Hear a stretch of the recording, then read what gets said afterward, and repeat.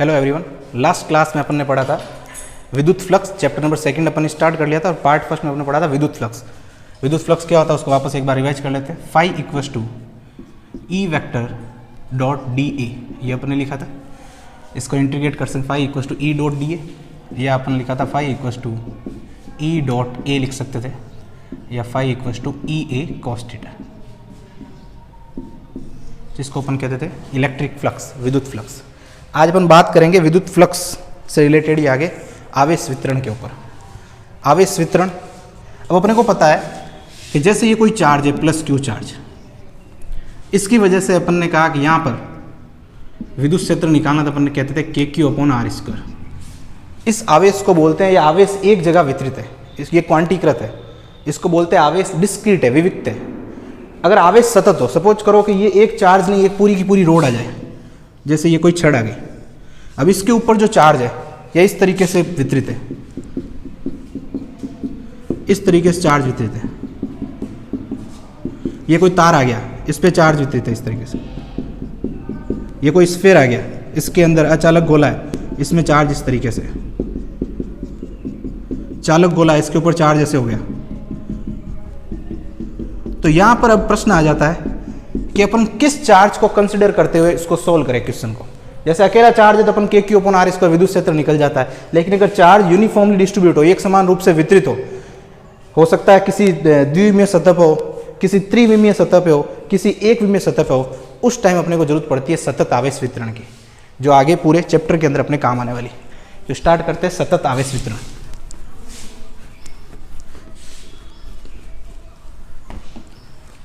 सतत आवेश वितरण,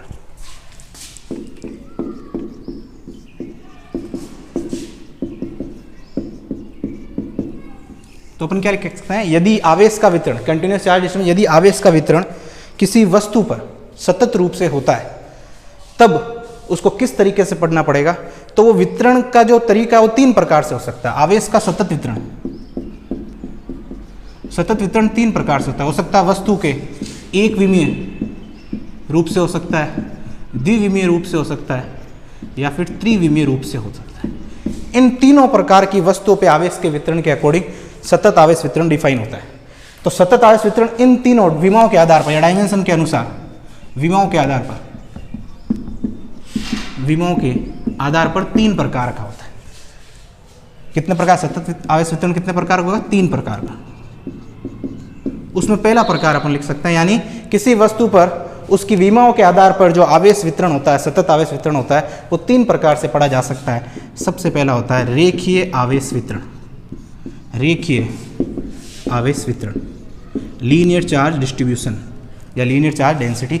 इसको रिप्रेजेंट करेंगे अपन लैम्डा से। फॉर एग्जाम्पल लैम्डा किसके लिए डिफाइन होगा? जैसे कोई वायर दे दिया, एक केवल उसमें एक लाइन है, एक लेंथ है, तो क्या लिख सकते हैं, यदि किसी वस्तु पर आवेश का वितरण, यदि किसी वस्तु पर आवेश का वितरण उसकी लंबाई के अनुदिश हो, यदि किसी वस्तु पर आवेश का वितरण उसकी लंबाई के अनुदिश हो, यदि किसी वस्तु पर आवेश का वितरण उसकी लंबाई के अनुदिश हो, यानी लेंथ के अकॉर्डिंग हो। जैसे मैंने ये कोई वायर ले लिया, ये वायर हो गया, इस वायर के अकॉर्डिंग इसका आवेश का वितरण है, तब वस्तु की प्रति एकांक लंबाई पर स्थिर आवेश, प्रति एकांक लंबाई पर स्थिर आवेश रेखीय आवेश घनत्व या वितरण कहलाता है। रेखीय आवेश घनत्व या फिर क्या कहेंगे, वितरण कहेंगे। तो डिफाइन करेंगे प्रति एकांक लैम्डा क्या आएगा। अगर आप कह सकते हो कि जैसे अपन एक छोटा सा पार्ट लेंगे, तो इसके ऊपर मैं चार्ज बात कर सकता हूँ dq, और लेंथ कितनी ले सकता हूँ dl, तो क्या लिख सकते हैं, lambda equals to dq upon क्या लिख सकते हैं, dl। अगर पूरे पे अपन कैलकुलेट करना है तो अपन कह सकते हैं इसकी टोटल लेंथ l और टोटल चार्ज मैंने कितना कह दिया, q है, तब लैम्डा इक्वल्स टू कितना आएगा, q/l। यानी रेखीय आवेश घनत्व या रेखीय आवेश वितरण कितना होता है, आवेश पर यूनिट लेंथ, यानी प्रति एकांक लंबाई में कितना आवेश है, उसको अपन क्या कहते हैं, रेखीय आवेश घनत्व। इसकी यूनिट अपन को सीधी से दिख रही है, यूनिट क्या होगी, आवेश है तो होगा कूलाम और लंबाई है तो क्या होगा, मीटर। तो रेखीय आवेश घनत्व कब डिफाइन होगा? जब वस्तु, अपन एग्जाम्पल भी लिख लेते हैं, एग्जाम्पल कौन कौन से होंगे? अगर आपको तार दिया जाए, सिंपली एक पतली छड़ दी जाए जिसकी मोटाई अपन नेगलेक्ट मानते हैं, केवल लंबाई को अपन कंसीडर करते हैं, तो 1 विमी अगर प्रसार होगा, इसके ऊपर ध्यान रखना बस। यदि किसी वस्तु का आवेश का वितरण उसकी किसके अनुदिश हो? लंबाई के अनुदिश हो। लंबाई का मतलब एक डायमेंशन को ही व्यक्त करता है। तो ये हो गया अपना रेखीय आवेश वितरण। सिमिलरली अपन दूसरा देखते हैं, पृष्ठीय आवेश वितरण। पृष्ठीय आवेश वितरण या घनत्व, इसको डिनोट करेंगे सिग्मा से। अब सपोज करते हैं वस्तु पर जो आवेश है वो उसकी लंबाई के अनुदिश ना होकर उसके सतह पर है, उसके क्षेत्रफल पर है, उसके तल पर है। उस कंडीशन में जो आवेश वितरण डिफाइन होता है वो होता है पृष्ठीय आवेश वितरण। तो क्या लिख सकते हैं? यदि वस्तु पर आवेश का वितरण, यदि वस्तु पर आवेश का वितरण उसकी सतह या क्षेत्रफल के अनुदिश हो, सतह या क्षेत्रफल के अनुदिश हो, तब प्रति एकांक क्षेत्रफल, तब वस्तु के प्रति एकांक क्षेत्रफल पर स्थित कुल आवेश क्या कहलाएगा? पृष्ठीय आवेश वितरण कहलाता है। तो पृष्ठीय आवेश वितरण जैसे ये कोई चालक गोला है, अपन आगे देखेंगे। चालक कोई वस्तु होती है, वो इसलिए वस्तु चालक कहलाती है क्योंकि उसमें मुक्त इलेक्ट्रॉन होते हैं। मुक्त इलेक्ट्रॉन होता है बाह्यतम कक्षाओं के इलेक्ट्रॉन। अगर बाह्यतम कक्षाओं के इलेक्ट्रॉन है तो हमेशा वो बंधे नहीं रहते हैं, वो मुक्त रहते हैं। तो कोई भी वस्तु को चार्ज देंगे ना, अगर वो कंडक्टर है तो उसकी सतह पर चार्ज वितरित हो जाता है एक समान रूप से। तो बताइए इससे एक क्षेत्रफल को कवर किया कि नहीं किया? तो अगर कोई वस्तु है, कोई चालक कह सकते हैं पट्टिका है, उन केस में उसके क्षेत्रफल पर चार्ज वितरित, जैसे भी मैंने अभी एक एग्जाम्पल लिया था, जैसे ये एक रोड हो गई, ये पट्टिका टाइप है, इसके ऊपर पूरी एक सतह पर इस पर क्या होगा? आवेश का वितरण होगा। तो इस केस में क्या होगा? अपन क्या करते हैं, एक छोटा सा पार्ट लेते हैं इसमें, और यहाँ पर सिग्मा डिफाइन होगा डी क्यू डिवाइड बाय क्या कह सकते हैं? डी ए या डी एस, जो भी क्षेत्रफल को आप डिनोट करते हो। और अब आप मानते हो यदि कुल आवेश जो है वो क्यू है और कुल क्षेत्रफल है वो ये, इसका एरिया वो कैपिटल ए है, तब सिग्मा कितना आएगा? क्यू अपॉन क्या कह सकते हैं? ए। यानी प्रति एकांक क्षेत्रफल पर किसी वस्तु पर उपस्थित आवेश को अपन क्या कहेंगे? पृष्ठीय आवेश घनत्व या फिर पृष्ठीय आवेश वितरण। इसकी यूनिट सीधी से लिख सकते हो आप, ऐसा यूनिट क्या मिलेगी इसकी? कूलॉम, और यहाँ कितना आएगा? Metre square. तो सिंपल सा है रेखीय आवेश वितरण। इसके एग्जाम्पल पूछे तो क्या कह सकते हैं? चालक प्लेट, किसी गोल कह सकते हैं चालक गोला, तो जिसमें क्षेत्रफल 2 डायमेंशन काम में आता है। जब चार्ज अगर 2 डायमेंशन तक वितरित होता है तब उसको क्या कहेंगे अपन? पृष्ठीय आवेश वितरण। ये क्लियर हुआ? तो एक होता है रेखीय आवेश वितरण जो लंबाई की बात करेगा, दूसरा होगा पृष्ठीय आवेश वितरण जो किसकी बात करेगा? क्षेत्रफल की बात करेगा। और अब तीसरे अपन डायमेंशन, अपने को पता तीसरा डायमेंशन आएगा तो कौन सा आएगा? आयतन आवेश वितरण। थर्ड वन की बात करते हैं, आयतन आवेश वितरण। थर्ड लिखते हैं आयतन आवेश वितरण। इसको डिनोट करते हैं अपन रो से। ये सिंबल फिक्स है, अपन इसमें सिंबल में, बाकी कुछ सिंबल में तो अपन चेंज कर सकते हैं अपने अकॉर्डिंग। ये सिंबल चेंज रहेंगे, अपने को ध्यान रखना हमेशा। किसी बुक में देखोगे सिंबल सेम रहेंगे। तो आयतन आवेश वितरण में क्या होने वाला है? सिंपल से क्या कहेंगे? इस बार आवेश जो होगा वस्तु के पूरे आयतन के अंदर सतत रूप से वितरित हो जाएगा। यानी क्या लिख सकते हैं? यदि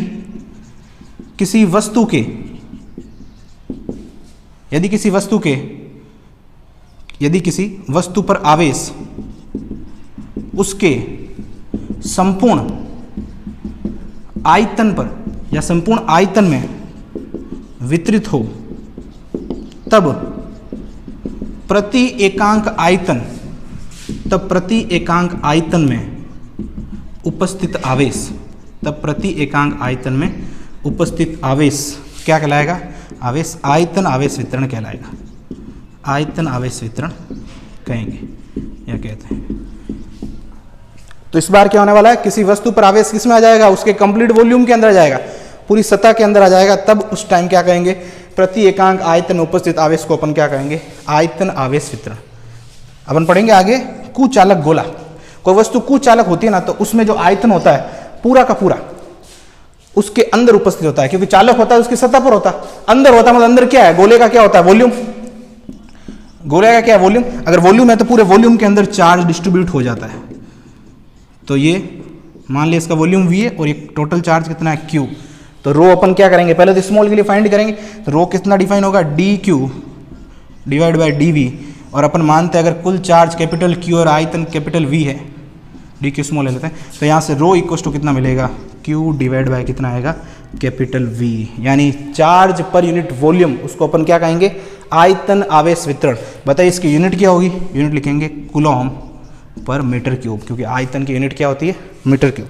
तो तीन प्रकार के आयतन ये वितरण होंगे, सतत आवेश वितरण। सबसे पहला रेखीय आवेश वितरण लंबाई के अनुदिश, दूसरा पृष्ठीय आवेश वितरण क्षेत्रफल के अनुदिश, और तीसरा आयतनिक आवेश वितरण यानी वॉल्यूम के अकॉर्डिंग, उसके आयतन के अकॉर्डिंग होगा वस्तु के। अब वस्तु के अकॉर्डिंग देखना पड़ेगा, अपन आगे डेरिवेशन करेंगे गाउस के नियम के अनुप्रयोग, उसमें अलग अलग अपने पास एप्लीकेशन आएगी, हो सकता है कभी तार आ जाए, कभी चालक पट्टिका हो जाए, तो अलग अलग वैल्यूज आती रहेगी, तो उसके अकॉर्डिंग वितरण देखना है।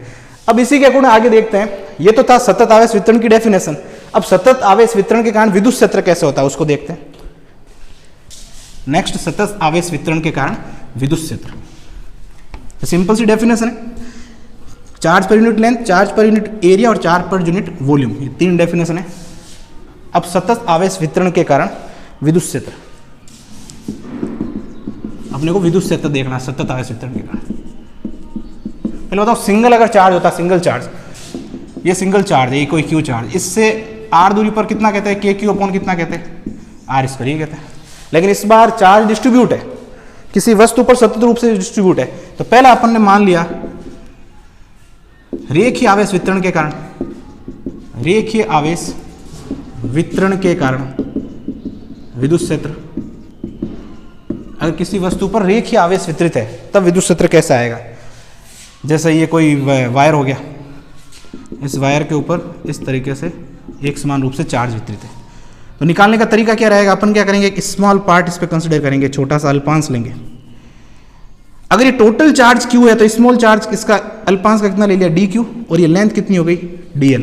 तो डिफाइन करेंगे यहाँ पर सबसे पहले लेमडा, तो बताइए इसका लेमडा क्या डिफाइन होगा इस अल्पांश के लिए, इसके लिए लेमडा डिफाइन करेंगे कितना मिलेगा dq डिवाइड बाय कितना आएगा dl, ये रहेगा। अब अपने को तो ये तो हो गया रेखीय आवेश वितरण हो गया, अब इसके कारण विद्युत क्षेत्र निकालना है, और विद्युत क्षेत्र का सूत्र क्या होता है E = 1/4πε0 Q अपॉन कितना आएगा R स्क्वायर, 1/4πε के क्यू अपॉन R स्क्वायर, ये फॉर्मूला, के की वैल्यू रख दी। और यहाँ पर अब जो Q है उस Q को मैं क्या लिख सकता हूँ, Q को यहाँ कह सकते हैं, इस अल्पांश के लिए फॉर्मूला लगाऊँ तो क्या आएगा dq, और अपने को पता है dq इस इक्वेशन से क्या बन सकता है dq = lambda dl, lambda into dl put कर दीजिए यहाँ पर, तो E वेक्टर इक्वल टू कितना आएगा 1/4ε0 dq की जगह लिख दिया लैम्डा dl डिवाइड बाय कितना R स्क्वायर, ये हो गया। अगर आपको कंप्लीट निकालना है, ये तो आया अल्पांश की वजह से, और अल्पांश की वजह से विद्युत क्षेत्र मैंने क्या कह दिया d, कंप्लीट क्या आएगा इंटीग्रेशन कर देंगे, तो इंटीग्रेशन d इक्वल टू आ जाएगा E, और E की वैल्यू कितनी आएगी बोलो, E equal to integration 1/4πε0 lambda dl upon कितना आ जाएगा R स्क्वायर। तो इस तरीके से अब, और ये जो समाकलन कहलाता है रेखीय समाकलन, तो इसके नीचे लिख देते हैं लीनियर इंटीग्रेशन की वजह से यहाँ नोट कर देते हैं कैपिटल L। तो यहाँ से देखो क्या फॉर्मूला मिलेगा, E = 1/4πε0 आ जाएगा बाहर, और इंटीग्रेशन किसका होगा ऊपर लिख देता हूँ इसको,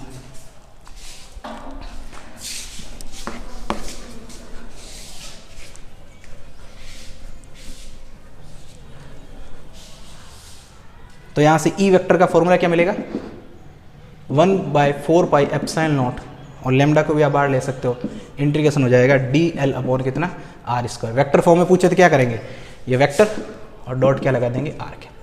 तो इस तरीके से फॉर्मूला आ गया रेखीय आवेश वितरण का। तो किया है बस Q का मान रखा है, किसकी फॉर्म में रखा है लैम्डा की फॉर्म में। Q का मान क्यों रखा, क्योंकि वहां पर तो Q अकेला होता था, लेकिन यहाँ तो Q तो अलग अलग रूप से यहाँ है पूरा कंप्लीट अपने को पता नहीं है, इसलिए अगर आपको पता करना है कि ये अपन 11th क्लास में भी ऐसे निकालते थे, जैसे डोरी की अगर आपको द्रव्यमान निकालना था तब अपन निकालते थे डोरी का एकांक लंबाई का द्रव्यमान।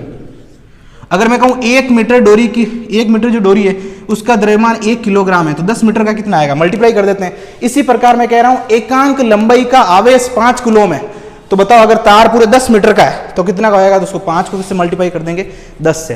तो इस प्रकार जब आवेश सतत वितरित हो तो अपन ये तरीका निकालते हैं इलेक्ट्रिक फील्ड निकालने का। सिंपली बस आवेश की जगह अपन क्या लिख देंगे लैम्डा dl। दूसरा प्रकार देखते हैं पृष्ठीय आवेश,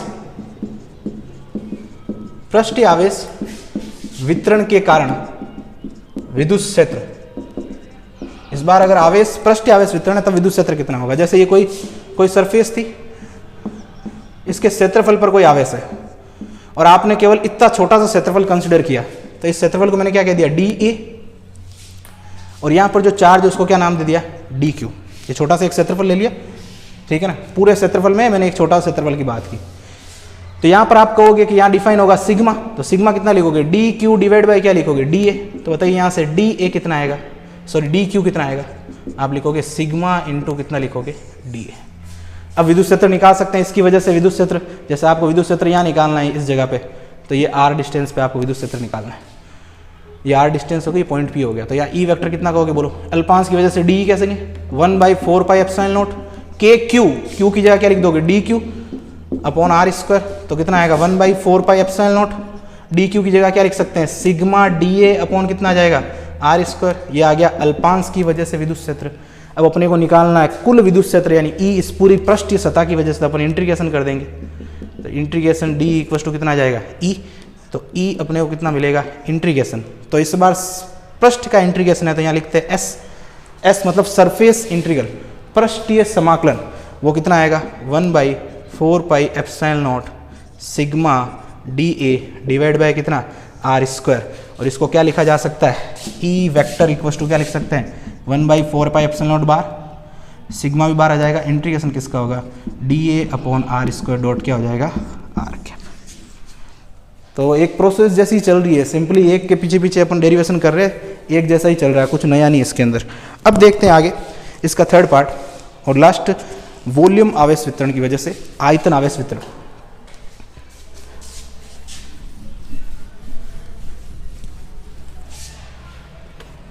तो थर्ड वन, आयतन आवेश वितरण की वजह से, आयतन आवेश वितरण के कारण, आयतन आवेश वितरण के कारण विद्युत क्षेत्र। तो आयतन आवेश वितरण के कारण विद्युत क्षेत्र कितना होगा, जैसे मान लिया ये कोई कुचालक, ये कोई गोला हो गया, कुचालक गोले की बात कर सकते हैं, इसके अंदर चार्ज है तो इसके अंदर होगा, पूरे वॉल्यूम में होगा। अब आपने क्या किया, इसमें एक छोटा सा पार्ट कंसिडर कर लिया कोई, इसमें से ये छोटा सा पार्ट कंसिडर किया, इसका वॉल्यूम क्या मान लिया, डीवी, और इस छोटे से पार्ट का आवेश कितना मान लिया, डी क्यू। तो बताइए इसके लिए रो क्या डिफाइन होगा, अभी पिछले डेफिनेशन में पढ़ा है, चार्ज पर यूनिट वॉल्यूम, यानी डी क्यू डिवाइड बाय क्या आया, डी वी। तो यहाँ से डी क्यू इक्वल टू कितना मिला, रो इंटू कितना, डी वी।